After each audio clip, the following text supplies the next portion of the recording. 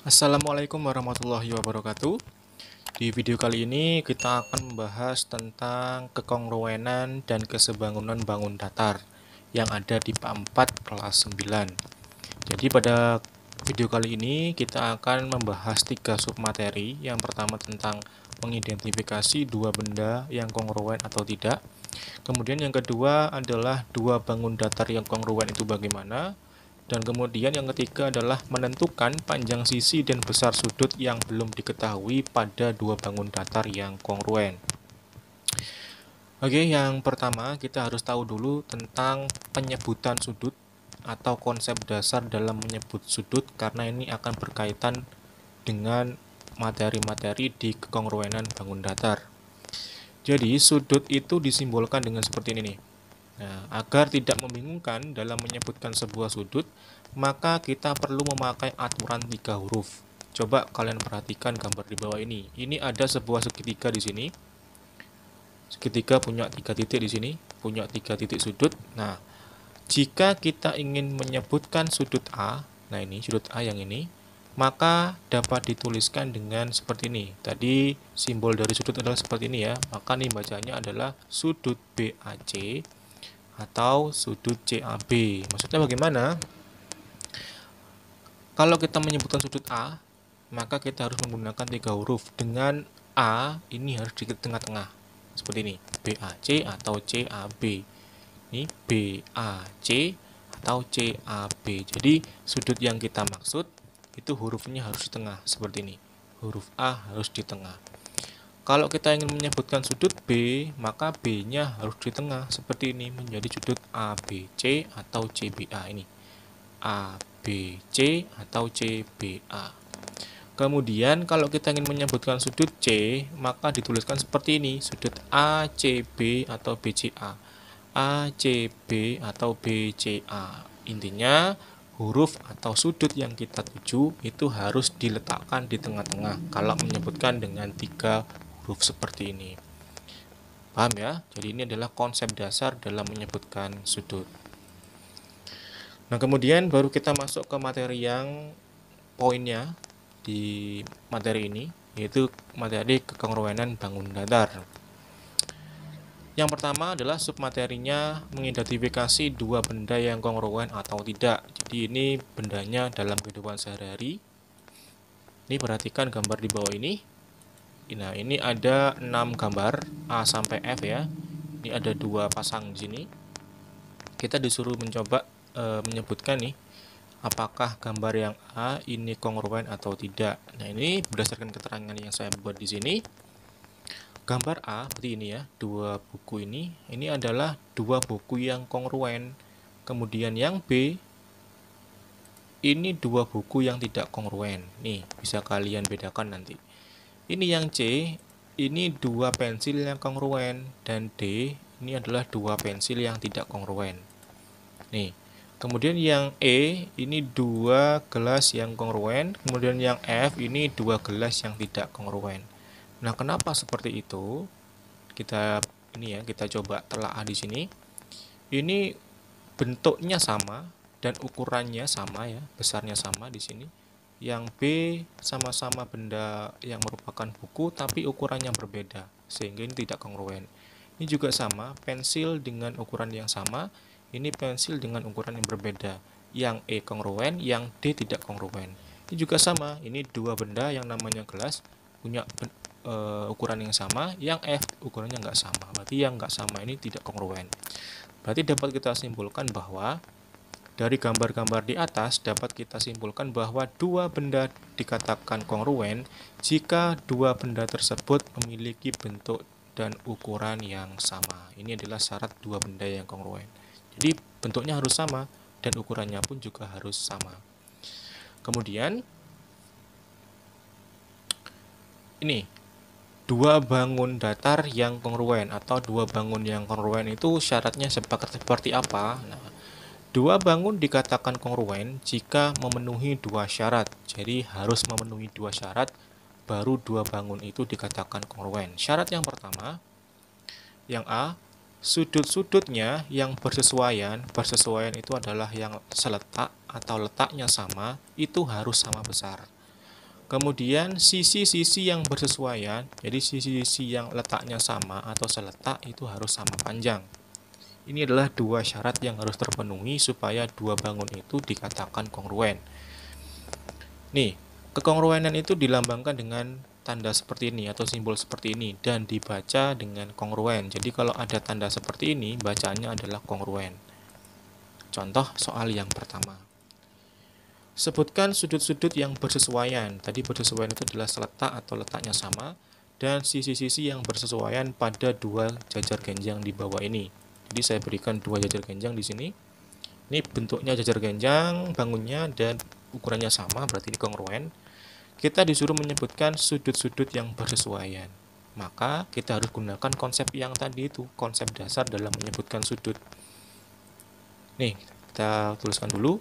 Sudut-sudut yang bersesuaian atau seletak atau letaknya sama. Nah, sudut ini, sudut A ya. Nih, sudut A letaknya sama dengan sudut E. Tapi menyebutkannya bagaimana? Harus menggunakan aturan 3 huruf tadi. Berarti sudut A ini disebutkan dengan sudut DAB. Ini DAB bersesuaian dengan HEF seperti ini. Jadi sudut yang kita tuju yang A di tengah-tengah seperti ini. Kemudian sudut ABC berarti sudut B yang dituju bersesuaian dengan sudut EFH berarti sudut F yang dituju, ini F. Nah, kemudian sudut BCD berarti sudut C yang dituju, ini seletak dengan sudut FGH berarti ini. Kemudian sudut CDA berarti yang ini sudut D yang dituju, ini letaknya sama atau bersesuaian dengan sudut GHE, ini GHE, ini seperti itu. Ini cara menyebutkan sudut-sudut yang bersesuaian pada dua bangun datar yang kongruen. Kemudian yang kedua apa? Sisi-sisi yang bersesuaian. Kita mencari sisi-sisi yang seletak. Ini. Sisi-sisi yang bersesuaian atau seletak atau letaknya sama, kita sebutkan di sini. Sisi itu ini. A, B, B, C, C, D, A, D ini namanya sisi. Kemudian sisi AB ini letaknya sama dengan sisi mana? Sisi EH. Maka tuliskan di sini sisi AB bersesuaian dengan EF. Kemudian sisi BC bersesuaian dengan FG. Tuliskan sisi BC bersesuaian dengan FG.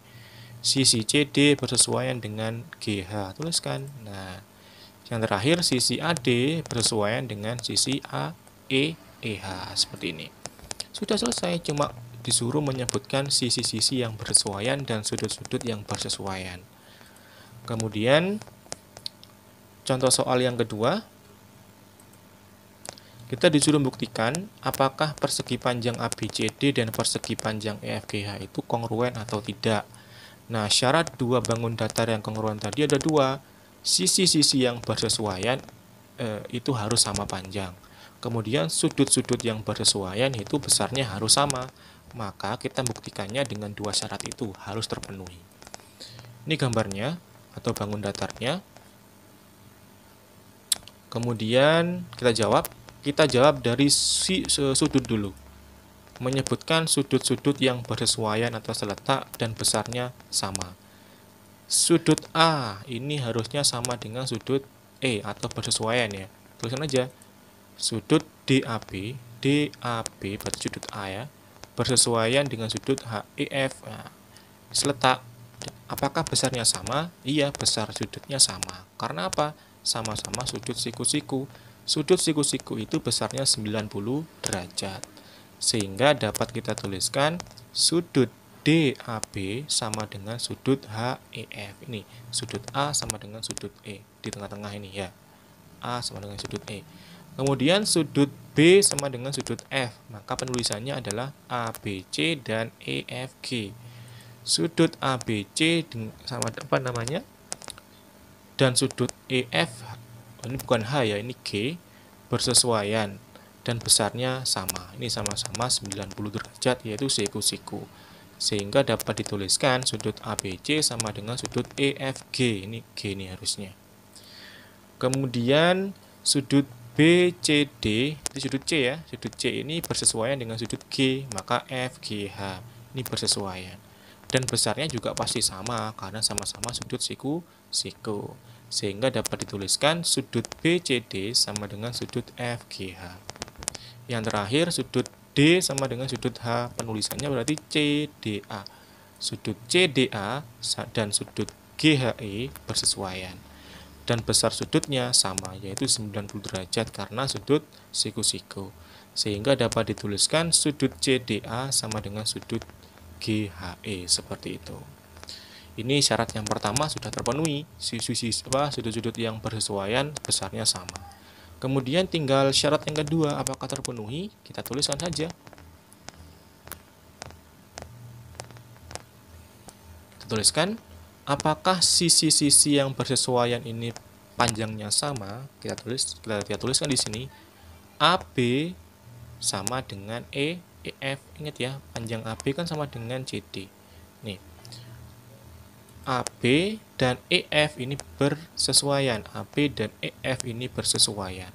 Dan panjangnya sama, yaitu sama-sama 3 cm. Sehingga dapat dituliskan AB sama dengan EF. Kemudian BC ini bersesuaian dengan FG dan panjangnya sama, yaitu sama-sama 2. Sehingga BC sama dengan FG.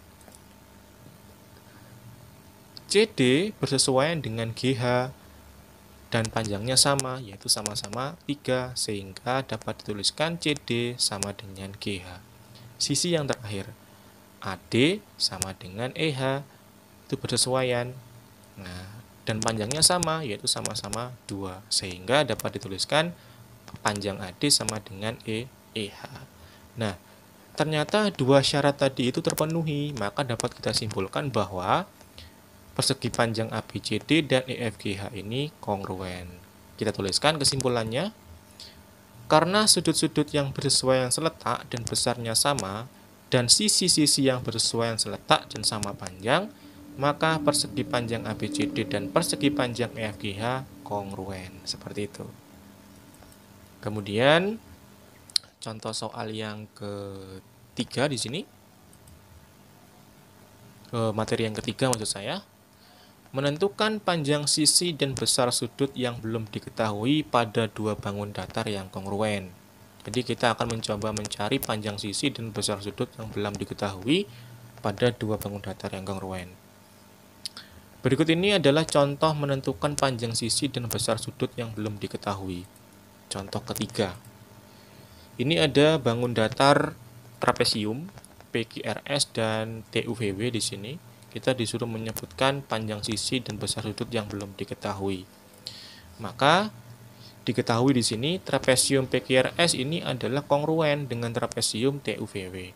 Panjang PS 8, RS-nya 12, VW-nya 18 cm, TB-nya 10 dan sudut QRS berarti sudut R ini 125 derajat.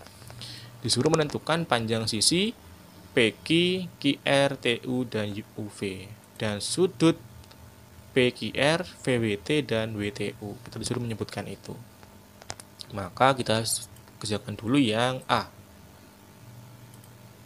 Trapesium PQRS kongruen dengan trapesium TUVW. Sehingga kalau kongruen, maka sisi-sisi yang bersesuaian itu panjangnya sama. Maka kita tuliskan di sini. Sisi-sisi yang bersesuaian yang mana? OPQ ini bersesuaian dengan apa? Dengan VW, jangan sampai TU ya. VW. Berarti tulis di sini. PQ sama dengan VW. Ini sisi-sisi yang bersesuaian. Kemudian apalagi? QR bersesuaian dengan TW, berarti QR sama dengan TW. Kemudian RS ini bersesuaian dengan TU, tulis. Berarti RS sama dengan TU. PS ini sama dengan UV seperti ini. Nah, maka kita bisa menentukan berapa sih panjang PQ. Karena PQ sama dengan VW, VW-nya 18, maka PQ-nya juga sama dengan 18. PQ sama dengan 18. QR karena sama dengan TW, TW-nya itu 10, maka QR sama dengan TB sama dengan 10. Kemudian TU itu sama dengan RS nih. TU sama dengan RS, berarti RS-nya itu 12, maka TU-nya juga 12. Kemudian UV itu sama dengan PS. PS-nya 8, maka UV-nya juga 8 cm. Sudah selesai seperti ini. Nggak ada hitung-hitungan yang rumit. Kemudian kita disuruh menentukan besar sudut PQR, VBT, dan WTU. Kita kerjakan di selanjutnya. Ini lanjutan dari yang tadi, kita disuruh menentukan sudut-sudut yang belum diketahui. Kita ketahui di sini trapesium PQRS itu kongruen dengan trapesium TUVW. Kalau kongruen, sudut-sudut yang bersesuaian pun itu besarnya sama, sehingga kita tuliskan di sini sudut-sudut yang bersesuaian itu sama besar, sehingga sudut apa nih? SPQ, maka sudut P sama dengan sudut T. Maaf, sama dengan sudut V, nih, UVW. Kemudian sudut PQR ini sama dengan sudut W, maka VWT. Kemudian sudut QRS, sudut R ini sama dengan sudut T, WTU.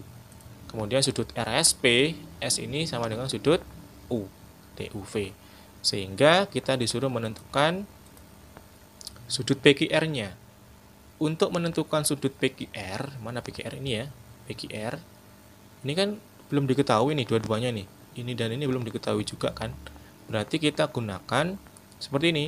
Sama dengan 180 dikurangi sudut QRS. Dari mana rumus ini? Maka ini bisa kita tuliskan di sini. Saya ingatkan kembali. Nah, ini. Ingat di sini konsepnya. Kalau ada maksudnya trapesium seperti ini, untuk menentukan sudut A dan sudut D maupun sudut C maupun sudut B, ingat sudut D dan sudut A ini kalau kita jumlahkan 180 nih, sudut A dan sudut D nih, A dan sudut D kalau kita jumlahkan itu 180 karena ini merupakan sudut dalam sepihak. Jadi kalau untuk mencari sudut A kita gunakan 180 dikurangi sudut D. Kalau mencari sudut D, maka 180 dikurangi sudut A. Seperti itu. Begitupun dengan ini. Ini sama. Sehingga untuk mencari sudut P, maka ya 180 dikurangi sudut maksud saya, kalau mencari sudut Q, ini 180 dikurangi sudut R. Nah, ini Q dan R. Ini kan miring gini ya. Ini artinya sudut dalam yang sepihak. Maka tinggal kita tuliskan di sini 180 dikurangi 125 karena R-nya adalah 125 sehingga ketemu hasilnya 55 derajat. Ini sudut Q-nya ketemu. Kemudian untuk mencari sudut T ini ya. Sudut T ini kan sama dengan sudut R nih. Maka tuliskan sudut QRS sama dengan sudut WTU, ini T. Maka sudut T-nya adalah 125 derajat. Yang terakhir, sudut PQR ini kan sama dengan sudut VWT. Kita mencari sudut W yang sini, W. W-nya berapa? W-nya yaitu 55 derajat seperti ini. Ini hasilnya. Ya. Mungkin sampai sini dulu untuk menentukan panjang sisi yang belum diketahui, sudut-sudutnya, maupun mengidentifikasi benda-benda yang kongruen atau tidak. Begitupun juga bagaimana cara menyebutkan sisi-sisi yang bersesuaian dan sudut-sudut yang bersesuaian pada dua bangun datar yang kongruen. Semoga materi ini bisa bermanfaat buat kalian semua. Saya akhiri. Assalamualaikum warahmatullahi wabarakatuh.